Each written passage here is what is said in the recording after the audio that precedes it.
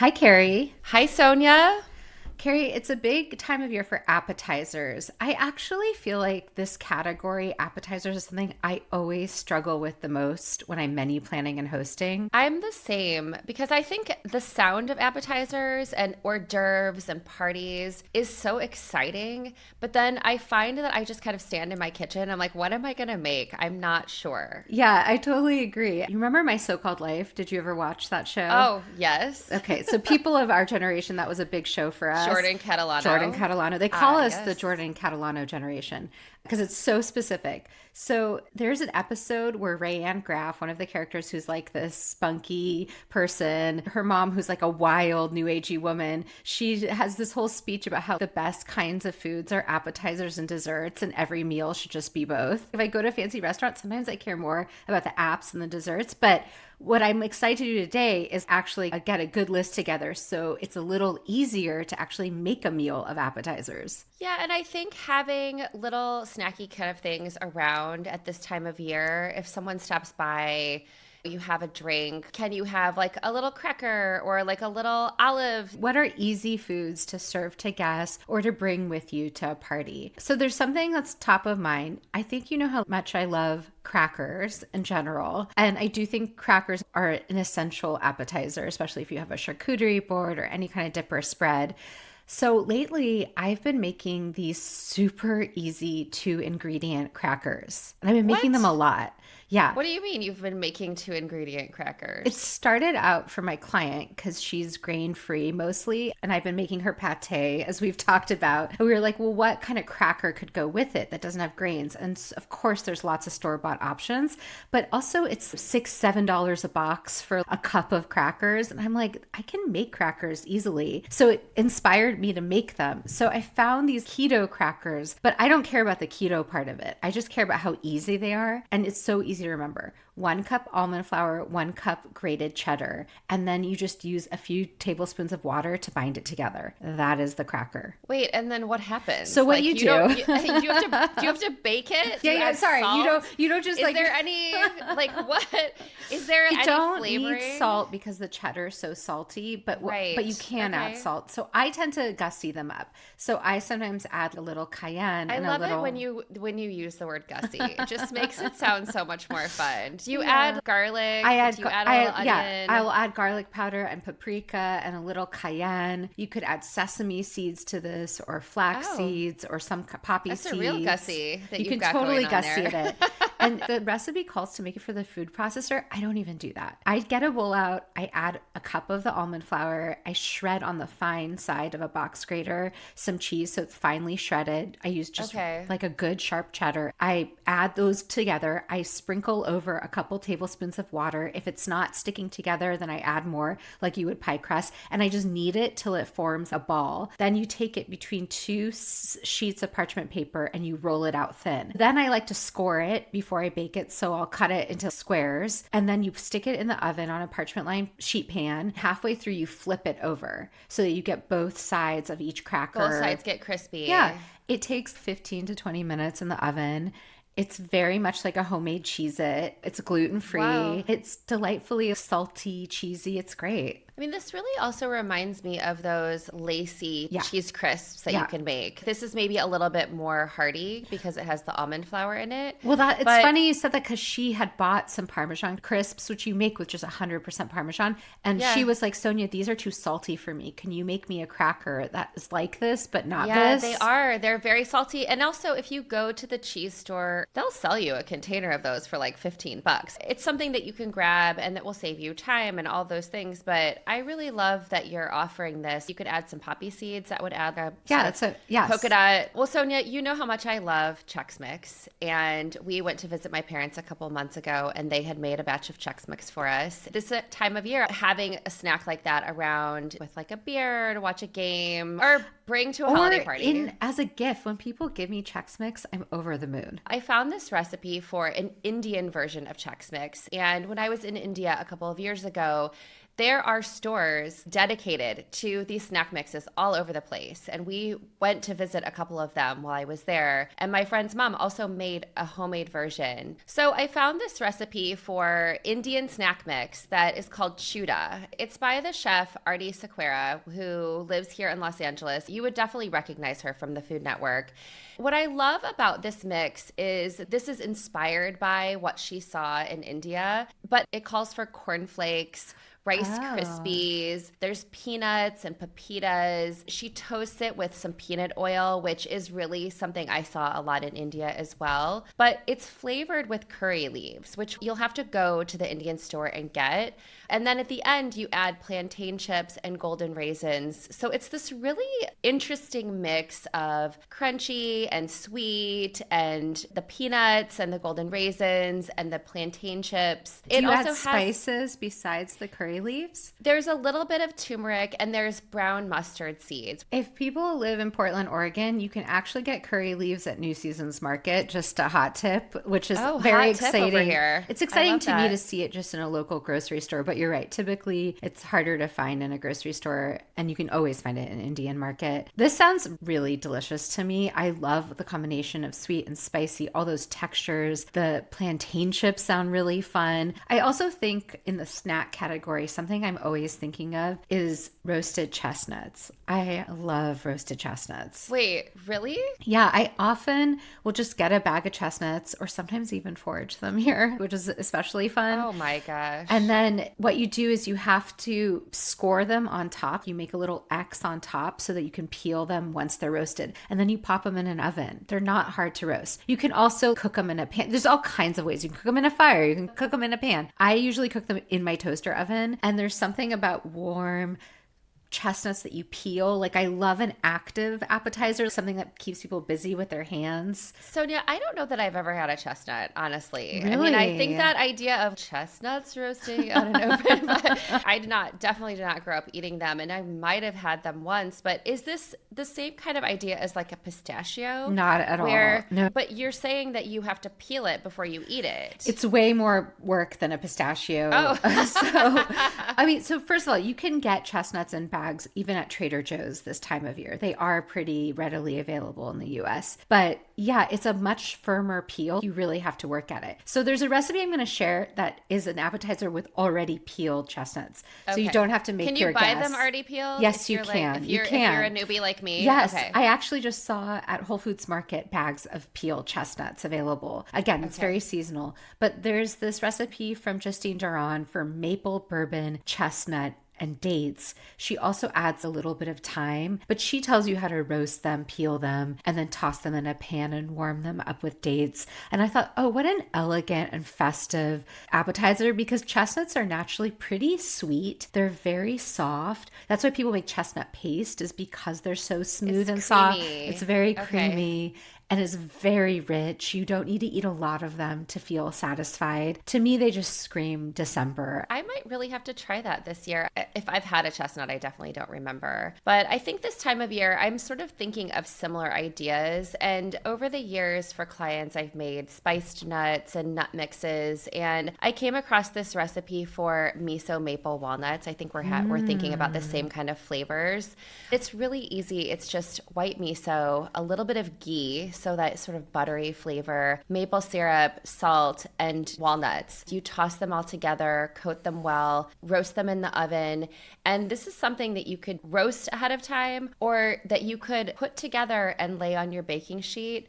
And then as someone is coming in the door, guests are arriving, you could have that smell sort of permeating the air in your house. I think it's one of the best appetizers you can serve, and people always appreciate a nut that you toast yourself. It tastes different than store-bought toasted nuts, like the way the oils release. And I love your tip about if you do it kind of at the last minute, then you have this aroma in the house, which is also very festive and joyful. I think in the easy category, there's a lot of vegetables, plants, things that make appetizers easy. I really think a lot about warmed olives. This is the same idea as your toasted nuts. It's taking something very simple, a jar of olives, but then when you add different infusions. In this case, I'm sharing a recipe from Carolina Gallen for a orange marinated olive. So you take slices of orange. She also has you add garlic, sumac, Aleppo pepper, coriander seeds, and she's using Castelvetrano olives, which are one of my favorites. Those are those bright green olives. And you can also use vinegar and sugar. So you're basically making a marinade. You're warming it up. It's not hard to do, but it's that little special twist on something that you got from the store. And then she also suggests putting together little jars and giving it as gifts. And I love the idea of you could serve these warm at your party, and it has that smell of citrus, garlic, and it's savory, and people can just kind of nibble on them. And then you could also send little tiny mason jars home as a bonus at the end of the meal, which would be kind of cute. I love that you're bringing this recipe up. It reminds me of the Amelia Saltzman recipe. Yes. I think I've shared with you too, where you're sort of spreading olives and almonds on a sheet pan with a little bit of garlic and pepper and salt, and then you zest oranges over top of it and you sort of squeeze it over. And so it's very fragrant, and you pull that out of the oven as people are arriving. Well, Sonia, I'm going to take us in a little bit of an unexpected direction. I found this recipe for black bean orange peel edamame. That sounds so good. Listen, I think edamame is such an easy appetizer, but I don't always think of it, certainly for this time of year. And what's interesting about this recipe is that you really gussy up your frozen edamame. And what you do is you take like a pound of edamame, you take a pound of edamame straight frozen. From your freezer, frozen, and you boil it. And then you mix the pods with this really fragrant mix of orange, fermented black beans, garlic, ginger, shallots, mirin, soy, and sesame oil and chili sauce. You wok fry those to get them warm and sticky. What really caught my attention is when they're describing it, it says, these are salty, sweet, fragrant, and finger-licking good. And you can make them in the pods, slurping the sauce, clinging to the outside, or you can just stir fry those beans, and you could serve those, if you were having a dinner, you could serve those with rice. But I think the idea of having them in the pods, sort of eating them while you're talking to someone and having a really great drink is really fun. Fermented black bean paste, which is a really classic Chinese ingredient, is actually pretty easy to find even in regular grocery stores. You'll often find it next to the soy sauce and the jarred curry and pickled things like that. You can also get it at any Asian market, and it's really affordable, and it's such a fun thing to have in your pantry. It has so much flavor and saltiness. I really love that it's not just soy sauce and orange, although that already sounds good too. I am 100% making this. Yeah, and that pop of color is nice on a table too, especially this time of year. And also, maybe I'm in the minority, but I feel like this time of year tends to be very cheesy and very starchy. Yeah. And so this is something that's both a vegetable, it's green,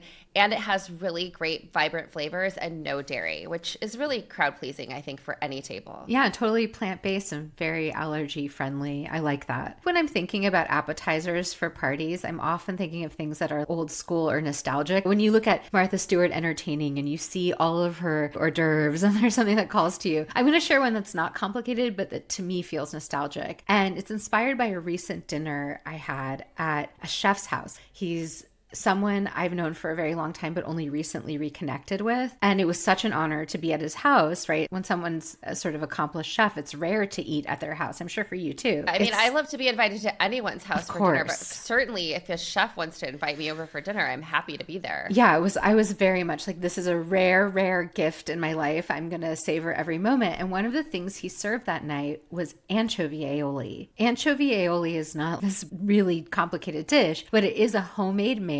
So you have to make it with egg yolks and oil and garlic, but the base of flavor is anchovy. And he kind of served it as a side for various things. And I was like, oh yeah, anchovy aioli is this classic sort of French dip sauce, and it's very good with crudites. And I'm always looking for different ways to serve vegetables. I think it would even be good if you just got endive and you separated the endive leaves and served this with anchovy aioli. That in itself would be delicious. I mean, it's really really like a salad you can dip. Yes. Right. And there's something so fancy when you use the word aioli instead of mayonnaise, Yes. right?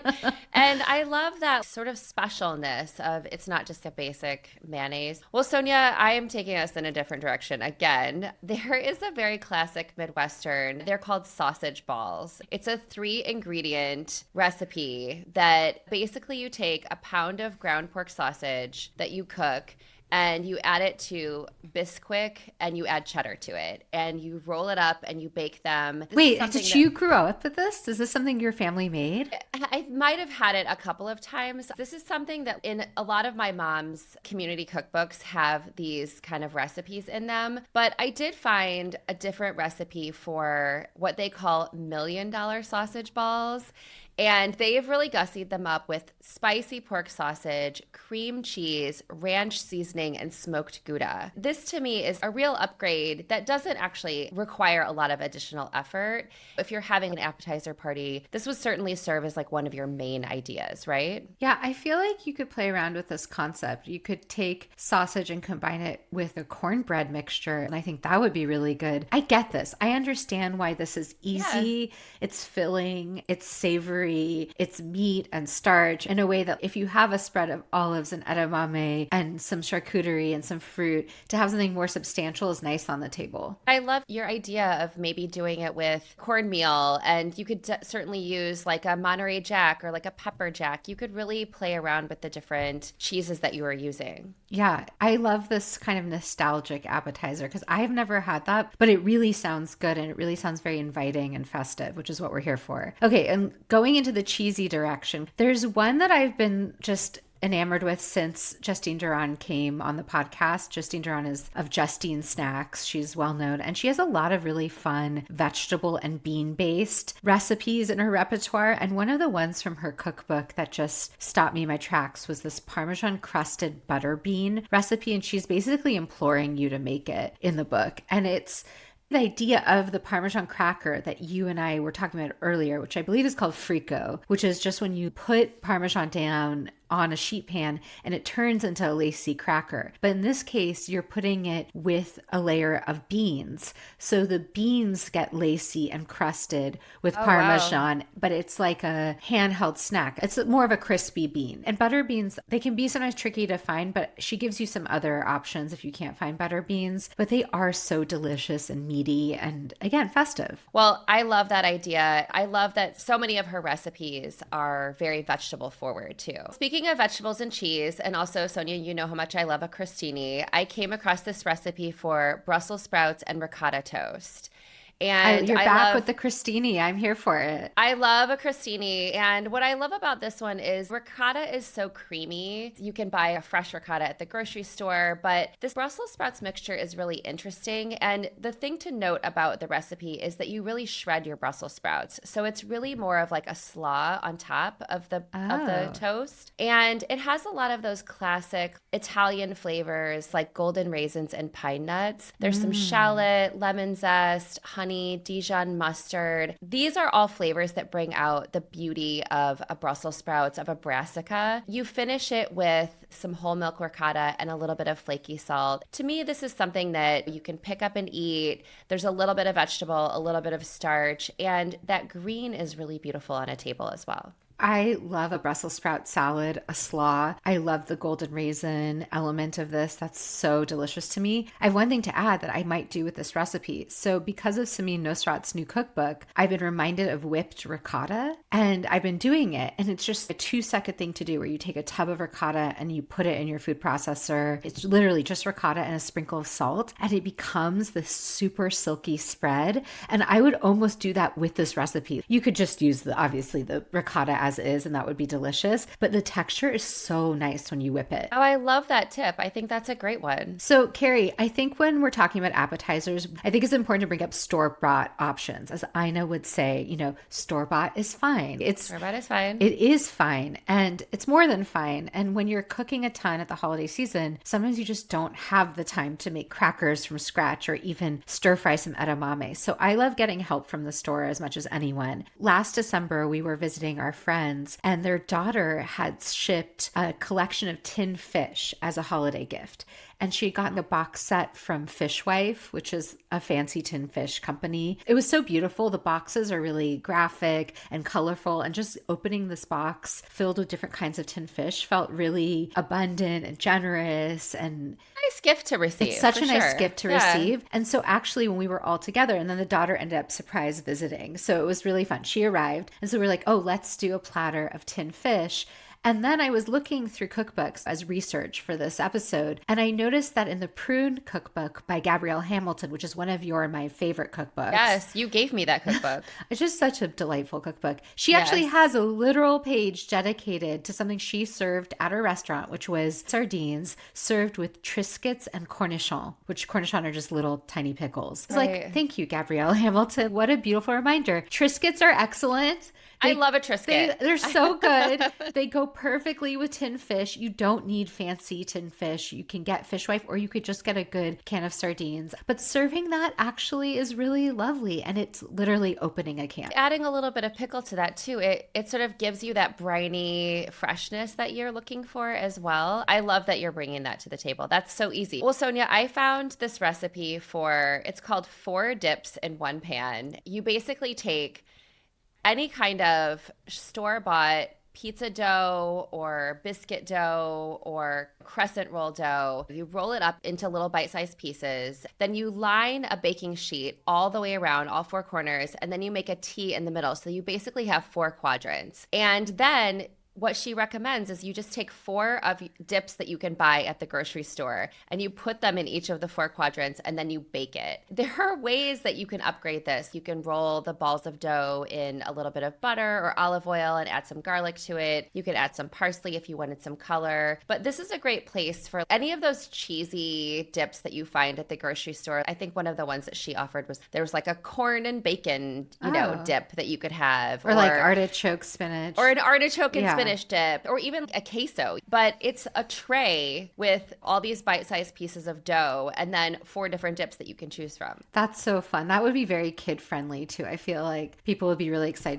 to rip off little pieces of the dough and dip them in. It reminds me too, like I once did make a cast iron version of something like this where you take pizza dough and you brush it with whatever spices, garlicky sauce, and then you put kind of a marinara and cheese dip in the center, and it all bakes together. It's the Yes, same idea. yeah. It's a fun way to do an appetizer. And it also is warm. And I'm also thinking about warm and hot appetizers. We mentioned some that you warm up, but a lot of those were room temp. There's one that I love to serve fresh out of the oven. I love a phyllo dough anything, like spanakopita. So I also make what I call feta phyllo triangles, where it's basically crumbled up feta that you stuff into phyllo triangles. Wow. And in the recipe, it explains to you how to form the triangle with phyllo dough. And of course, you brush the phyllo dough with butter between each layer, and that's what gives it its flakiness and richness. But it's really primarily a feta filling. And then you put them in the oven and you bake them off like you would spanakopita, and then you serve them with warm honey or drizzled with honey, so it's like a sweet and savory bite. You can also egg wash them and put sesame seeds on top, and this is actually a recipe that comes from the holiday of Purim in March. Oh, yeah. Where you serve triangular shaped things, and this is when I first started making them, but I love them throughout the winter because when you get store-bought phyllo dough and some feta, it comes together really fast and it feels really fancy. And what you're describing is something that's warm and crunchy with a salty cheese and then a sweet drizzle of honey, which you could also do if you wanted to, like a hot honey, like Oh, or yes. a little bit of honey, and you could sprinkle it with a little bit of red pepper flake. All those flavors that I think are perfect for this time of year. I love that idea. And you could make it ahead. It's one of those forgiving things where you just pop it in the oven for 5 minutes and it will get